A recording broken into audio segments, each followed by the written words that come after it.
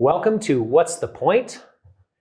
Today's podcast is with Taylor Vignaroli, our Entrepreneurial Services Manager at the Wyoming Business Council. And just as a refresher for What's the Point, it is a podcast about economic development and the state's role in economic development. We thought it might be a fun little exercise to talk with a few folks from the Business Council. And Taylor, you're up today. So if you wouldn't mind, Taylor, just give us a little bit of background about you and how you got here and your roles before here and what you're up to. Sure. Well, thank you for having me. It's a great opportunity. I really love the work that we get to do here, and it's great to be able to highlight that. And a lot of my enjoyment of working here really does come from my past experience and sort of how I frame and see things today. So the first part of my career was actually spent in the private industry. So worked in various startups at various stages, enjoyed that a lot, and developed a strong passion for startup businesses and business development, all the things that go into, making a business run and operate, right? Which was really cool. Did that in the ag tech sector and spent a little time in software development as well. And I saw the opportunity at the Business Council, and I thought, this is really important work that could be done here at the state. I feel like I can really do something good here, contribute to opportunities. And so when I saw the opportunity, I sort of threw my hat in the ring and have been here since. Nice. And you're from Wyoming. You're from Casper, right? I'm from Casper, Wyoming. So tell us a little bit about growing up in Casper. Oh man, besides the wind, it's a great place to live. Just kidding, we all have wind. Yeah, turns out. Yeah. Casper was a great place to grow up. Family all still lives there, so get to go back to the old stomping grounds, do some running, some biking. Great place to recreate, fly fishing. The river right through the middle of town is awesome. Couple good fishing lakes outside. So spent a lot of time outside growing up. Had a great opportunity to get involved in sports at an early age. Did a lot of different things in that arena, and really just loved the lifestyle that Wyoming afforded. Yeah. And Casper was a great place that highlighted all of the opportunities that we typically get to see around the state. So really that has shaped a lot of my lifestyle now. Continue that on. Love to spend my free time outside. And I just think it's such a good thing for people to have access to outdoor spaces, and the importance of the types of resources that we have in Wyoming, one of them being our outdoor spaces, is critical. So are you getting excited for hunting season? I am. Yeah. Okay. Well, excited and nervous. It's not super fun just sleeping in a tent, for 6 days straight. Stomp around the woods. Yeah. Stomp around the woods. It really is a great place to reflect, though, and recognize the opportunities that we do have here in Wyoming and what makes Wyoming special and what makes Wyoming worth protecting. Both in terms of, like I said, our natural resources and what makes it special, but also what makes Wyoming is also its people and the lifestyle that we get as sort of an aside to that too. So it's a great place to think, challenge yourself, get connected to nature, and get outside your head a little bit. So it's just a good place to do that. Yeah. So speaking of getting out and reflecting and being able to think about, the different things that are going on, especially in the entrepreneurial space. So talk a little bit about the difference between working in a company and in the private side of the world, and then working at the state level and some of the differences there. Sure. That is a great question. And I never thought I would ever work in government because I knew that there would be some pretty big changes as a byproduct of that. Ultimately, I recognized that with working in an agency like this, in a capacity like this, we have opportunities that private entities do not have. And so that's like one of the main differences I feel is, you'll hear people say, talk a lot about how government's slow. And I actually think about that as like a really good thing. It's it feels like a much more deliberate process that we have to undergo. Because it is a little bit more methodical, if you will. And so I have really enjoyed that aspect of moving from the private industry to the public industry, looking at big picture, long-term sort of solutions and or problems and solutions to those problems. Just the nature of the work is while it might be a little slower, it also feels like you have the ability to have a greater impact. Yep. So I really have enjoyed that transition as much as I never thought I would work in government. Yeah. It's been a good shift. Yeah. That's actually a really interesting point, is that it seems slow in what has to happen and the time it takes to make things happen, but the changes can be bigger, right? And it turns out that it seems like you end up working a lot more in the interim. Like there's a lot of work that has to happen to make what some folks would say is a slow change. Would you agree with that? 100%. Yeah.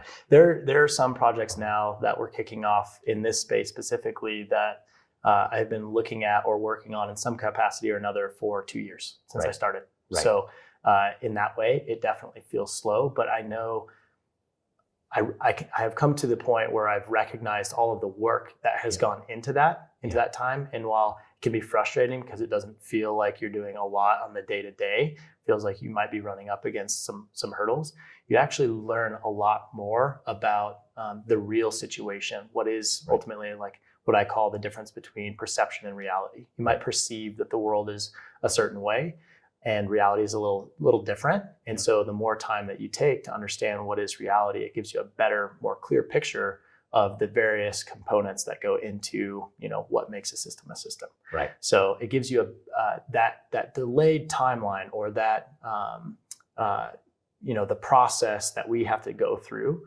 in the work that we do is actually beneficial to understanding more deeply the interconnectedness that is the systems that we're working in, or that are the systems that we're working in. So, yeah. So when you were on the private side, or maybe like as you started this role a couple years ago, what were some of the things that you might have said, well, all we need to do is, and fill in the blank, or if we just did this thing, things would happen? What were some of those things that maybe now you look at it and go, naivete was a good thing? Yes, it was. I think that will always be the case. I think the more time you spend in a place, the more you sort of get grounded. I think what I did, having come from private to public and looking at a completely new way of doing things in that regard, especially economic development is also its own thing. And I relied really heavily early on best practices. So looking at examples across the country of, what are examples of thriving startup or entrepreneurial ecosystems? What are examples of how those ecosystems have manifested and sort of the journey that they've gone on? What are the things that all of these different places are sort of doing that we can then replicate? And I can't think of like a very specific example for that, but I do remember distinctly looking at all these different examples and thinking, oh, we really need to do that, right? Like this is what Kansas City's doing, or this is what Ohio's doing, or this is what Texas is doing. And that perception has changed a lot over the last couple of years. Recognizing that, best practices are good in their intent, but we have to be a lot more specific with how we're approaching our uniqueness as a state. And then of course at the community level as well. So recognizing, being able to assess a little bit more of the reality between, what is good for the state based on these best practices and what we might not be ready yet for.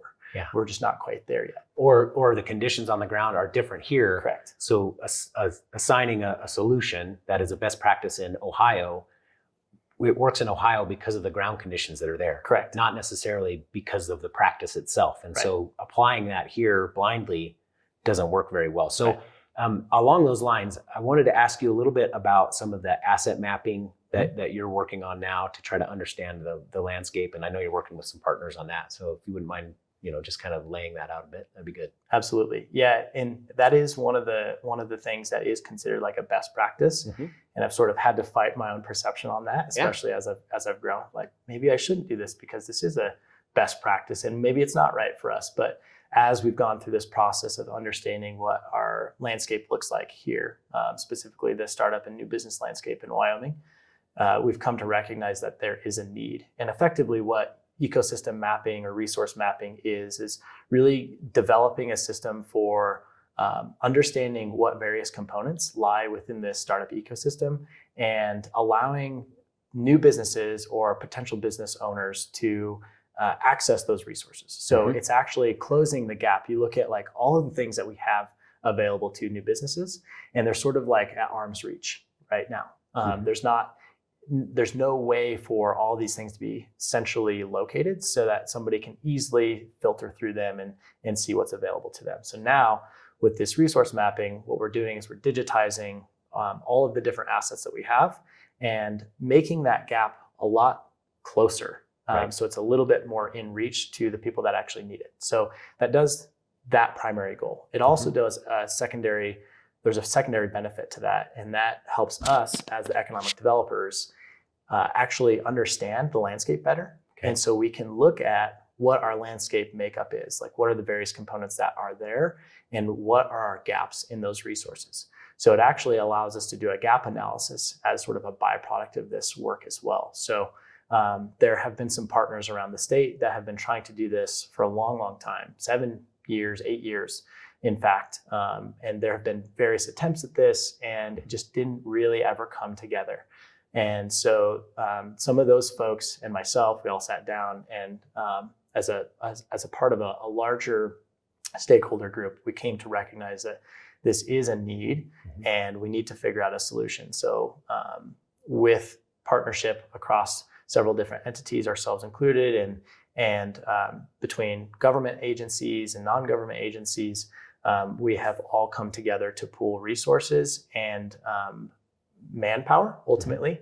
And we have developed a framework for building this system out in a way that will help us not only in the interim get it pushed through and actually create this product more or less, and allow us to then also make sure that it remains evergreen and consistent over time. Okay. So really excited about that aspect.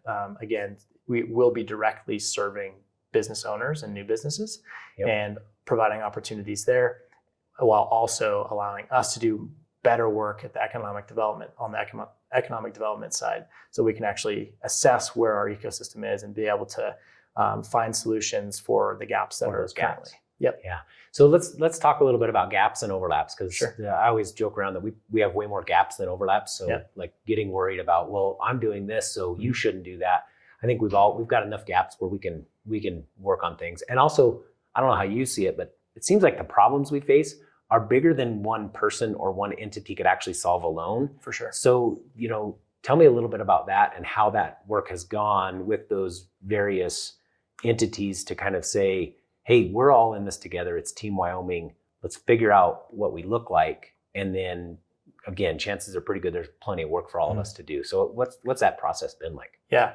So I'm honestly very fortunate. I feel like we're very fortunate to have the people in the state that we do. Everyone dearly cares about the state, and we all sort of want what's best for the state. And that's for sure true with the people that I've been able to work with. And so it is more of a Team Wyoming mentality. And for me, that's the most important thing, to be able to get something done. That is, because if you look at, much to your point, when somebody says, there's too much overlap, or we're gonna butt heads, or whatever it is, right? Yeah. It's actually not always true. In fact, it's most often not true.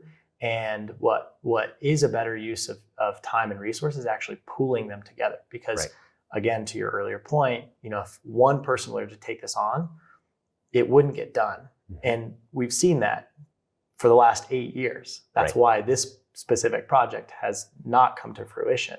And so it's a good example of that dynamic playing out, saying, actually, we're so much stronger when we come together, pool our resources, recognize that, yes, we might have different ideas on how to actually implement, but let's at least talk about that and how to best pool the resources around a centralized problem. Focus on the problem and say, how do we best solve that? And at the end of the day, if there are some discussions that don't necessarily align, great. Well, let's come to a conclusion, a decision about how to move forward. We'll use that as sort of a test. And if it doesn't work out, we'll know what to do and how to pivot thereafter, right? Yeah. So that's been a really good process. It's been great for me to have the ability to work with those people in that fashion. And that's again just one example of how we're approaching sort of other statewide initiatives as well. Right. So I bet you hear this a lot about entrepreneurs, right? And if you think about it, entrepreneurs, it's a way people approach a problem, but there are also different types of entrepreneurs. There's a business owner that might serve a community. I see someone who starts up a barber shop or a donut shop or a coffee shop or something like that. Those are entrepreneurs, right? They're taking risks. They're putting themselves out there. They're really going at it. That's a group that might be a little bit different than, say, something that is a super high growth entrepreneur that maybe venture capital might be interested in. Can you talk a little bit about those differences and how we help kind of in some ways both of those groups? Absolutely. Well, and it's important to note that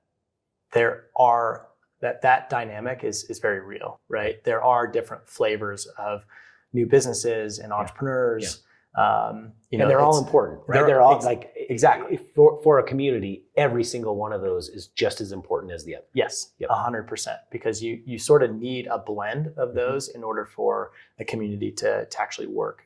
And from the state perspective as well, we sort of need that in order for state economics to work, right? And so we absolutely want and need to serve that entire spectrum of startup.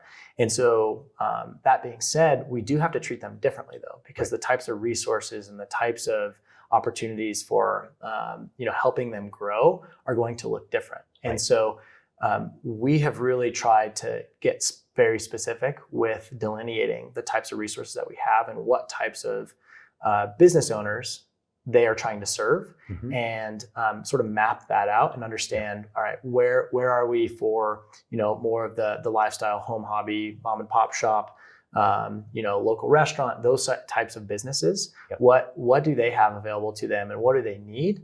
And where are the gaps there? And then looking at the other end of the spectrum and saying like innovation, entrepreneurship from the R&D perspective, like the high growth oriented, venture capital oriented companies, what do they need? And how is that different from what we already have as well? And so recognizing these two differences and the dichotomy almost there and sort of treating them very independently of each other because they are very different entities and sort of problems that we're trying to solve for those. Yeah. I guess it's, I think that's an important thing, that there are services for all different types of entrepreneurs, folks who might want to like create a product that approaches the world and tries to, maybe be purchased and generate wealth in that way. And then there are services for those folks who want to hold on to a company, keep it owned by the owner or the employees forever, and still approach the world in that way. And then there are those like you said, like lifestyle or things that make a community really, frankly, livable and fun to be in. And all of those are important to the ecosystem, as you mentioned. And I can't help but think about recruiting. And when we talk with companies that are looking at Wyoming as a place to either to start or to expand and to relocate, they look at all of those things and they don't weight one more than the other. They see it as this is what makes the fabric of the community work really well and very rich, and it's important to us. And so I do think that sometimes we get tripped up and we think, we think of only the high growth, super, like gonna go have venture and then maybe be bought at some point and transfer ownership and all of that. That's not necessarily any more important in this ecosystem as the folks who again want to start a barbershop and say, hey, we want to make this work in this community and start a business. Yeah, I mean, an economy can't run with one or the other. They do need both. Yeah. And so that's a super exciting aspect of the work for me, is being able to provide opportunities for both of those and recognizing the need for both. Because I love going to my local downtown and going to the shops, or I've got an investor that comes to town. This happened to me last week, and they're like, hey, I'm here for the weekend. What should I do? I'm like, you need to go X, Y, and Z places. They're the best, make sure to hit this one's happy hour, make sure to hit this bakery, you're not going to be served wrong here. Those are the things that really make a community vibrant, and why the emphasis on downtowns and main streets that we have is so high. Is like, those are the things that make people want to live here and enrich the lives of the individuals working here. But then you also need the high growth oriented companies, or the ones that can employ more and bring in resources and access markets outside the state, so that lifestyle is actually sustainable, right? We actually have the economics to be able to support that. And so they are, one's not better than the other, they're just different. And we need both desperately, for sure. Yeah, absolutely. So let's talk a little bit about venture capital. And prior to you coming aboard and prior to me coming aboard, and heck, prior, period, people always talked about, well, Wyoming, we want to try to have a venture, ecosystem. We want to have a place where businesses can start, be high growth, where investors can go in and invest in those companies, and they can have a great return and do all of these things. And there was always this chicken and egg problem, right? And first of all, we love chicken and egg problems. That's why we're here. But there was a chicken and egg problem, and it said, so the challenge is that there aren't enough deals to attract investors, and there's not enough investors to attract the deals. Right.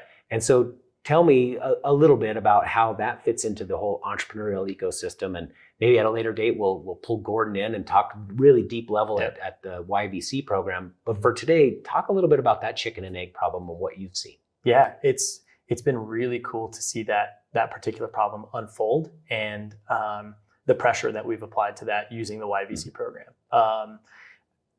I'm not as intimately connected to that particular side of things, but it almost makes it better because you remain at a 10,000 foot view, and I have seen a ton of change in that space, and even just in the conversations I've had with other investors and those folks around the state that are invested in equity sort of oriented companies.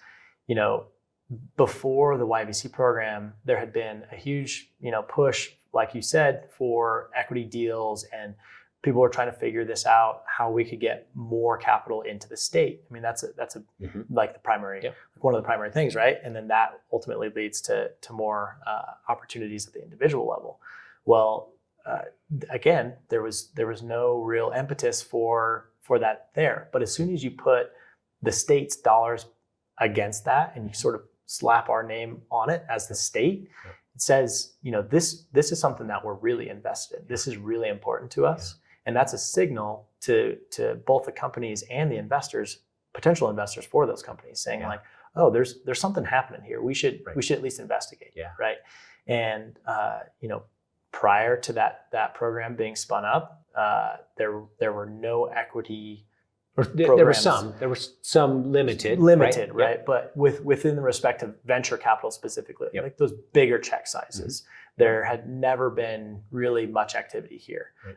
There had been a great network of angel investors and a lot of work at that level, right? But when we really look at the far end of the spectrum and look at venture, those bigger deals, it wasn't being supported. And since then, in about a year and a little less than a year and a half, we've already seen four different funds being raised. One of which for sure has closed, and we're getting closer on the second one. So that's a lot of momentum in just a year and a half. And so we're not Silicon Valley.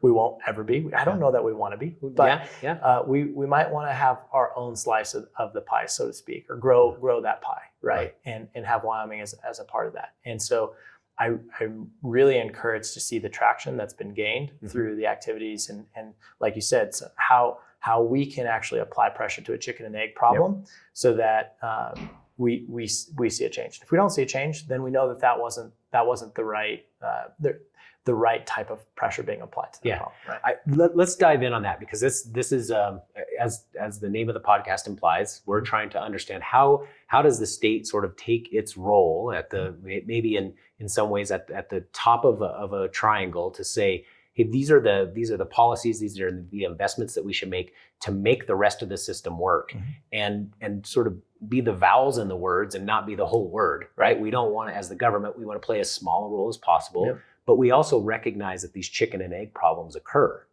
And really it is the role of the government to run an experiment and say, okay, well, if we apply pressure to this system, how do we get the best outcome? Or how do we understand what the outcome is?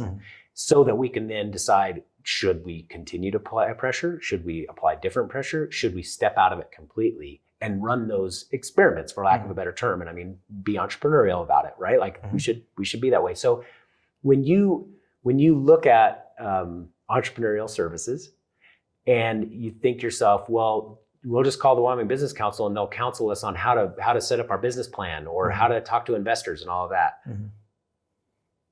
Tell me about that. Like what is your role? Is it systems builder or is it business counselor, right? So tell me about that. Yeah, I think that's maybe a common misconception that the business council works with businesses, and that's not entirely wrong. Like we do work with business, and I think it's very important for us to have those relationships with industry to understand.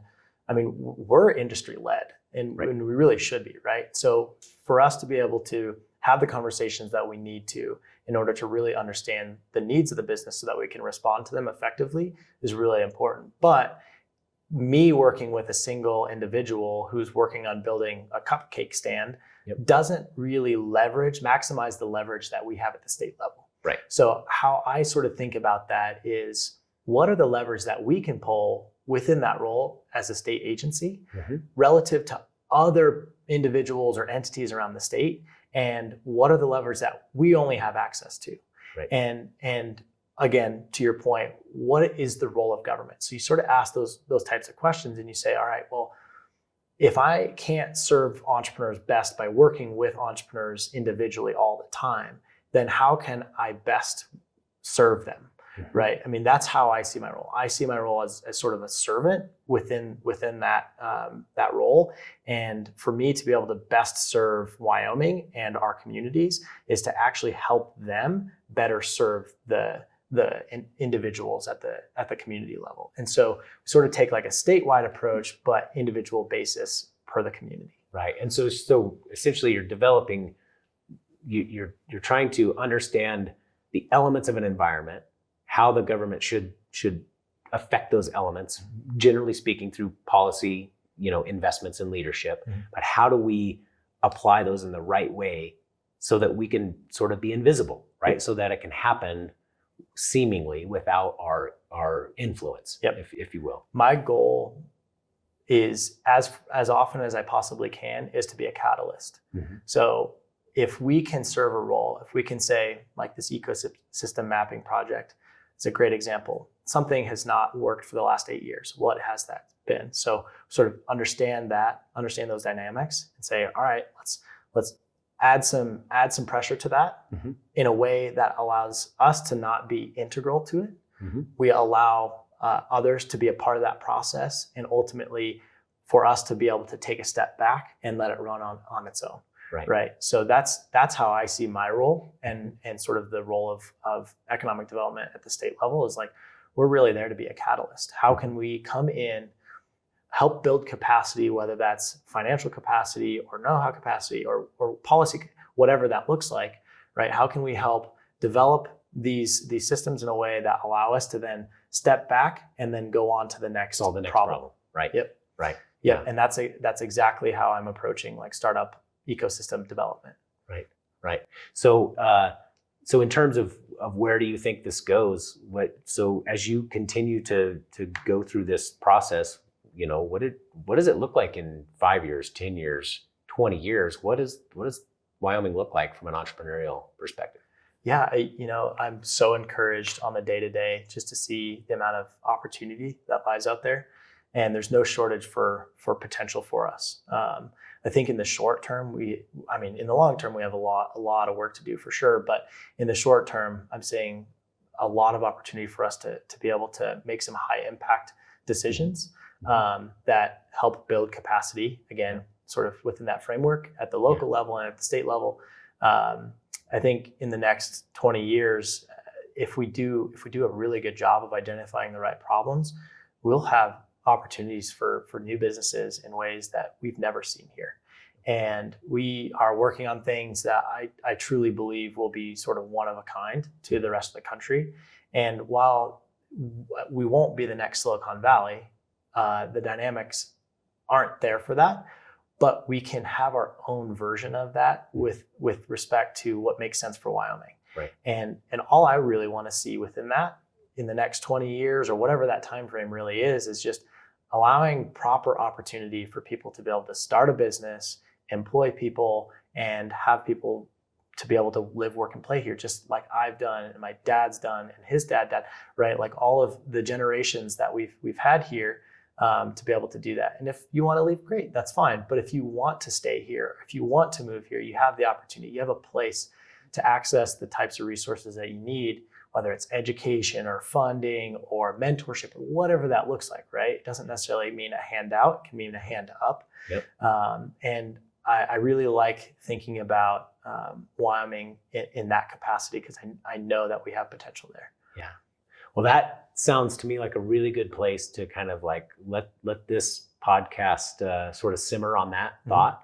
I think it's pretty clear to me, and it has been since day one or before, that you have a lot of like excitement and energy for this. But I also just really appreciate the approach you take, where you take kind of a holistic view of the problem. How do we as the government engage with that problem, understand the problem, and then run experiments and be entrepreneurial about how to develop an entrepreneurial ecosystem? And then how do we continue to look ahead and build systems that allow us to solve the next problem? And so I definitely love the enthusiasm. I love your approach to it. And I like how thoughtful you're being about it, because I think your vision that you've laid out at the end there is really, really likely to happen. So, well, like I Taylor. said, I really believe that I'm just here to serve the state, and I really appreciate the opportunity to do so. So anything I can do to help provide opportunities, I'm here for it. So right on. All right. Well, thanks. Thanks, Josh. Yeah.